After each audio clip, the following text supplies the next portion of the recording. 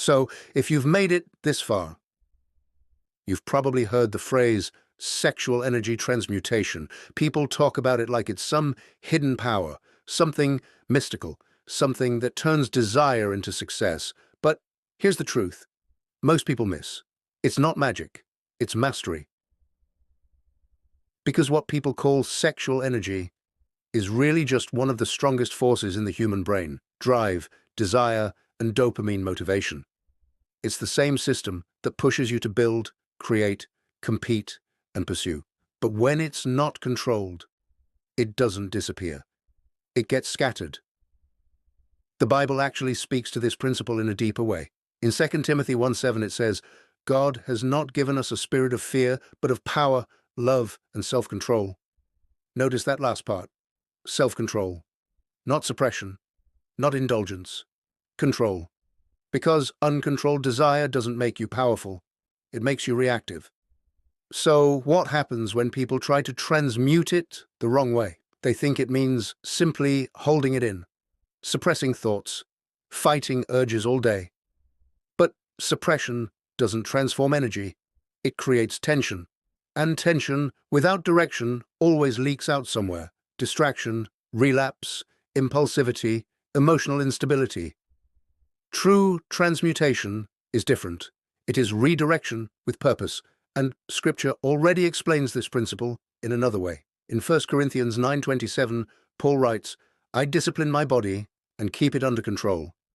That word, disciplined, doesn't mean punishment.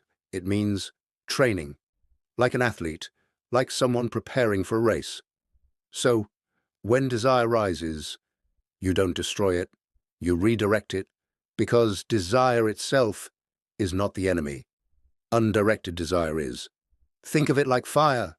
Fire can cook food, it can warm a house, it can power a city, but the same fire, if left uncontrolled, burns everything down. Sexual temptation works the same way. It carries energy, intensity, focus, drive. But if it is consumed in fantasy, it becomes wasted fuel. Your brain gets the reward without the effort, and that creates what science calls dopamine imbalance, where motivation for real work starts to drop. That's why life starts feeling flat, not because life changed, but because your reward system did. So, real transmutation looks like this. The moment desire appears, you don't feed it. You don't argue with it. You move it. You stand up. You act. You redirect the body into effort, work, exercise, discipline, creation, because action breaks imagination. And this is where the Bible becomes very practical. In Galatians 6:9 it says, "Let us not grow weary in doing good, for at the proper time we will reap a harvest."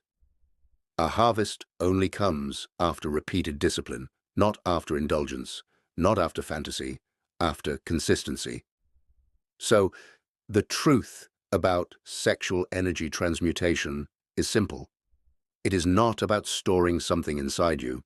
It is about refusing to leak your potential through unchecked thought, because every time you entertain fantasy, you are spending focus, and focus is your most valuable currency. That's why Matthew 6:22 says, "If your eye is healthy, your whole body will be full of light." Meaning, your focus determines your life direction. What you repeatedly look at is what you eventually become. So, transformation doesn't happen in a moment of inspiration. It happens in a moment of interruption, when the thought comes and you choose differently, again and again and again. And slowly, something changes. The urge doesn't control you anymore. It passes. You return to clarity faster. You regain energy, not because desire disappeared, but because it was trained.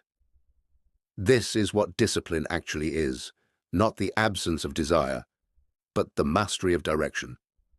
And in that mastery, you begin to experience what Scripture calls a renewed mind, as written in Romans 12:2, "Be transformed by the renewing of your mind," not by suppression, not by guilt, but by renewal. So, the real question is not, how do I remove desire? The real question is, what am I training my desire to become? because it will become something, either distraction or discipline, either escape or purpose, either waste or power.